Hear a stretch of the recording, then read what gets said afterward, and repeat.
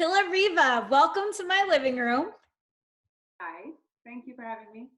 Well, I'm so happy to see you. Happy, healthy, because unfortunately you were infected by the virus that is keeping us indoors right now, COVID-19. You have such a big career that I want to get into, but I really want to dive into your plate because you have such a story. Okay, we're ready. Yeah, so go ahead. So what happened? What were your symptoms? So I would say Saturday, about we'll say the 21st of last month. I just had like a slight headache, even the Friday night before with slight sore throat, but really that Saturday I consider day one.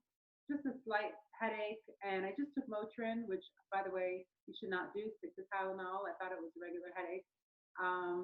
And that day I did wear a mask because I didn't want my kids. I don't know. It's just going with the flow. I didn't want my kids to get anything. But the whole day I kind of felt okay after the Motrin. It was about 1 a.m. Sunday morning when the fever started slowly rising. The body aches began, just like very weak. And I thought, okay, something is definitely up. So I quarantined myself Sunday in the morning. I went down to the basement. I had the whole floor. And that Sunday I went to urgent care just to kind of, they didn't have tests available, but just to kind of rule out flu, the regular flu, which I was praying for, or strep or anything else, because I kind of had a feeling. And that's what happened. And, both tested negative. And the doctor looked at me right away and she could see that, that pale face, all the symptoms. And she said, look, I'm pretty sure you have it. You're young, you're healthy, try and recover at home. There are not a lot of tests out there. Uh, Try to get through it at home. Here's like, have some water, have some vitamin C. They really didn't give you much to go with. But Yeah. that's kind of where it started. And then progressively, that was a Sunday. So Monday, Tuesday, Wednesday. I would say days 3, 4, and 5 were much worse. Like that's really when you're just the fever was 103, and you don't break fever one time. That's the sad part. You think you do, and then it's like this evil virus that goes in waves. So it's you break fever like 3, 4 times within 10 days. So you have to just roll with those kind of punches. But I didn't get the test until a week later.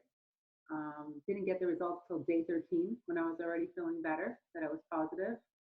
So the testing situation was a mess, but I knew I had it. It was really just not a surprise when I got positive. Wow. How was your breathing? So the breathing started to be difficult around day 3. I will say the first thing that went was sense of smell and taste. You could hold up an orange to your face, you can't smell anything. It's pretty amazing. That's how I knew my kids got it. I'll get into that. But the breathing got tough around day 3 when the coughing started. And the middle of the night is really the battle. Like the middle of the night, 1 a.m., 2 a.m., 3 a.m., you can't sleep for more than an hour, even though your body needs it because you're coughing and you're feverish. It's just an evil wave that just kind of tries to take over you. But the breathing, I got an inhaler for asthma, albuterol, which really was helpful. I ate like a boatload of oranges and orange juice, tons of water. But the breathing was tough. There were a few nights there that were really pretty scary. So it's interesting that you said that the loss of sense. Oh, let me start again. It's interesting that you brought up the loss of taste and smell because for about 9 days, mine gone, gone. I Yeah. could hold up, like I was holding up cut onions to my nose, wanting to like smell something. I smelled nothing. However, it didn't progress past that. I didn't have a fever. I didn't have anything. So I don't know if I have it. I don't know, but I'm seeing and talking to people that that was their only symptom and then they rebounded. It was just so weird because we've all had that, right? It maybe lasts 48 hours after a bad cold, but I didn't have that. So it's still coming back. So does that mean, in your opinion, did I have it? Was it just a lesser strain, or did it start infiltrating my body, but my immune system kicked it out? Like, what happened, do you think? How many days ago? Can I ask you that you lost your sense of Um, smell? Over 2 weeks. Over But two it's weeks. back now. Yeah, but like it's come back and yeah. So interesting. So I'm not a doctor by any means. Yeah, I know, but I'm just saying you know, you've been to I didn't go to the doctor. I didn't get tested. But Right. I was talking to people about their own symptoms and reading articles and just figuring out, what did your doctor say? I would say, I mean, when you describe that sense of smell, like literally you couldn't smell bleach. I held Lysol to my face. I was trying. I want to say maybe you had it because I have 3 kids. My 20-year-old had it for 3 days, no smell, no taste, got over it in 3 days. My 17-year-old had no smell, no taste. She was taking dance classes online. She was living her best life. She didn't have her, she was like the asymptomatic. I called her the black mama, you know, the dangerous one, that whatever that snake is, right? And then my third daughter, who's 14, who gets sick more often, it took her 5 days to get over. So we all had the same no smell, no taste. So if you had that, it's possible. There are some people who are saying they're asymptomatic. Maybe you were like my 17-year-old who kind of just had that, but we're still able to move around. And I mean, there's no way she didn't get it if my other kids got. I mean, we all kind of had it. We all quarantined in different rooms. But that first initial day when I had that headache, I think that's the catchiest. That's when everybody kind of got sick around me. So bizarre. So you It's had no other symptoms? no fever. I mean, I was tired. You know, that's why I thought, is it allergies? Is it a sinus infection? But it was just different just because it was such a prolonged loss Yeah. of senses. Yeah, it's possible. They don't know enough about it. And No. there are so many different symptoms. Different people are exhibiting, like some people don't have fever, some people have fever. It's a strange virus that quite frankly, I'm glad I stayed home because doctors don't know enough about it. You know, when the lady urgent care, or when I finally got a hold of my doctor, said to me, "You're doing the right thing." And I said, even though I can't breathe well, they said, until you really can't breathe, try and stay at home. So you really have nowhere to turn. You know, like in the usual world, we would go to the doctor, the hospital, if we were feeling this sick or with 103 fever. But at this point, you know, nobody really knows what to do. And I wasn't going to recover in the hospital. Like my mental state was, you know, we'll talk about the therapy aspect, but that it was 50-50, physical and mental, I would say. Yeah, so it just makes me wonder, are there different strains of it? Is it just based on everyone's immune system? Because how can some people be sick to the point where they need a ventilator and their lungs are deteriorating? Or, you know, then you have the other ends of the spectrum where people just can't smell or taste. Like, it's just so weird. It's a strange virus. I want to say that now I'm in day 20. Okay. So I walk around smiling, like feeling like $1 million, like I made it. But at the same time, and I'll tell you this, during the days 3 to 6, there were really dark moments where I was making deals with God. I was making deals with my body. I wasn't sure. There are a few moments there where you're at 103, you're delirious, you're not sleeping. You try and turn on YouTube to find somebody else to give you tips, but all you see is morbid news and death tolls rising. And there's times where you feel like an elephant in your chest. You just want to catch your breath and you're in a constant coughing battle. So there were really dark moments where there was one particular moment where I just almost, you know, wiped out. I felt tingling in my face. I felt like my face was starting like to paralyze a little. And then I said, oh, I did it. I pushed myself too hard. I didn't have enough oxygen. You know, maybe I'm having a stroke. So there are really moments that were very dark in the process. Mine was the hardest for the whole family. And I will say there's nothing worse than not being able to take care of your kids when they're sick. Just like it's really tough emotionally. But um, there were moments there where it was really I can't explain it. It's a fight. Healing comes now, but then it's a fight, and I wish people would know that. Just fight. Like you need to fight back for your body. I was talking to the virus, like, listen, you're not going to win. This is not going to be your battle to win. And but there are moments where you feel like you're being beat. Yeah. You know, So you have a therapist background. You're a therapist. How did, you know, your knowledge and schooling help you through? Well, thanks for asking. I had to use all of that. I had to use all my knowledge and schooling to get me through.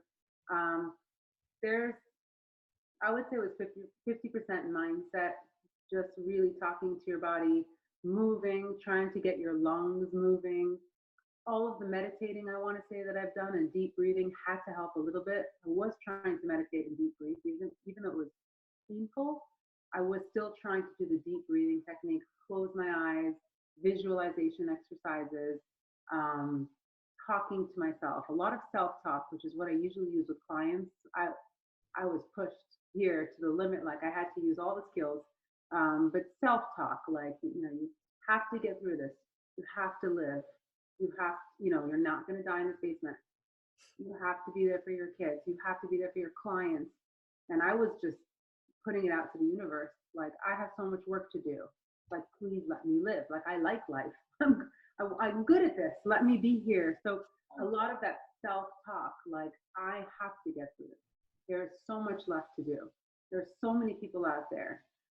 So a lot of that, a little bit of EMDR, and I don't know if you know much about EMDR. It's very somatic, right, left brain therapy. So a lot of self-administered EMDR, but really that positive mindset, like there's no other choice but to live. That's it. It was a lot of strange moments. I've seen, I've spoken to some people who survived, and they've had very similar experiences. I'm not a person who's generally anxious, but I will say the first 5, 6 days, definitely I felt anxiety throughout the night. It's not easy when you're trying to get answers and you can't. Yeah. When everything settles down, are you going to go back to the doctor to get maybe a chest x-ray and dig a little deeper? So it is recommended, because we don't still know how it affects like the rest of your body when you're recovering. I will definitely, the reason I fought for the positive test, I didn't need it. I knew I had it. The reason I fought is because I wanted to get the negative test and donate plasma as well as blood to people. Like, apparently it's helping survivors. Definitely. I'm really proud to say I've seen some clients on days that were better. I've had to tell my clients because I was gone for like 17 days. Plus, there's no shame here.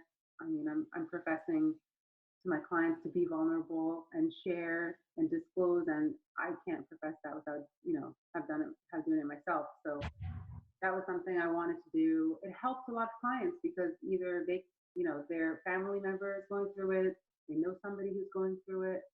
So, luckily I was doing teletherapy long before, so I don't know how I would carry guilt if my clients got sick because of me. But there is a lot of, definitely going to go get tested, and I want to be able to help with that blood and plasma. But there's a lot of anxiety out there. We're all going through it together. Yeah, absolutely. Talk briefly about your therapist and therapy business and the toll the virus has taken on that right now. Big question. So I will, I have also given a few volunteer hours to some people who are in the medical profession on the line in COVID units. Any hours that I can do there. Mental health is really important right now. Physical and mental health. It's always going to be mind and body. Mental health has, I would say, all of the regularly anxious clients are now here, and then us therapists are now here. So we're in this kind of weird time where it's a collective trauma that we're all experiencing together. And I'm so glad to just be back seeing my clients via teletherapy. A lot of people are struggling. A lot of people have fear, but together we're making a choice. We're making a choice here. There's hope over fear. Yeah. Which one is going to win? So it's really, really, really been important to keep up with clients and their anxieties. My telephone is open 24/7. Things are a little bit more high intensity right now. So you're doing Zoom sessions, I guess, with your clients and telephone sessions? I use Doxy.me. It's just a HIPAA protected Zoom. That's all it is. So it's telemedicine. Yeah. It's similar. It's just has more, I think, firewalls, protection for privacy. That's great.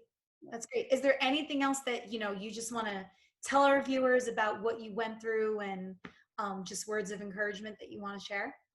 I want to say there aren't enough positive stories out there, and that's kind of why I put this out there. I put it on my Instagram because it was a very vulnerable post. I had lost a lot of weight and hair, which you know that was part of it. My hands became strange right after. It really is something that it tries to win.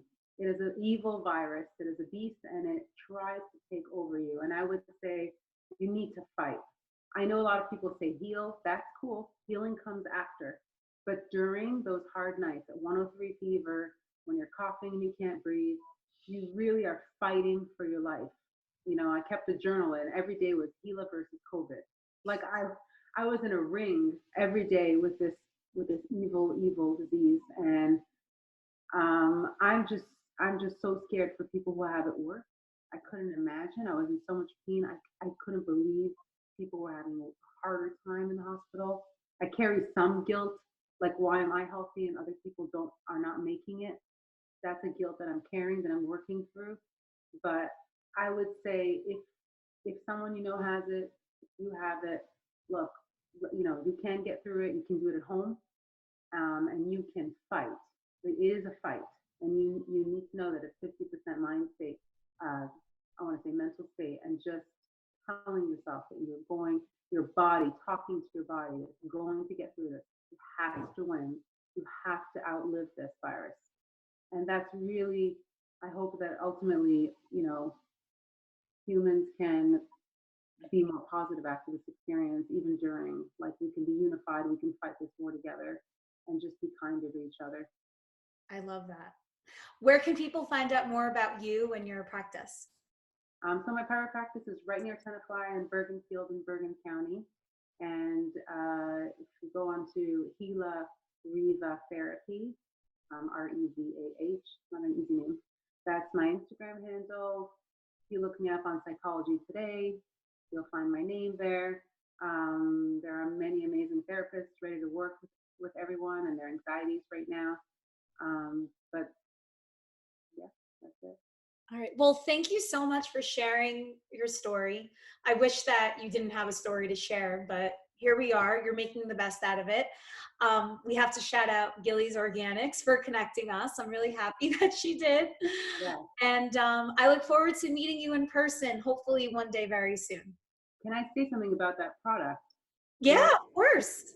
There was a point where you can't smell anything. We spoke about this. You had this no smell. But Gilly's Organics had this cream. It was I think it was like a cocoa body butter, like a minty cocoa. That was the only thing I used, and I used it because I could feel it. It was so soothing. It was like very minty. So I put that on every night when I had fever, even though I couldn't smell it. It was a very strong smell. I could feel it, but I just wanted to give a shout out because you just mentioned it. Oh, that's great. I love this little planet. I'm just so grateful to be breathing and alive. I'm grateful you are too. Oh, thank you. You too. Glad you're Yeah, here. I'll talk to you soon. Thank you. Bye.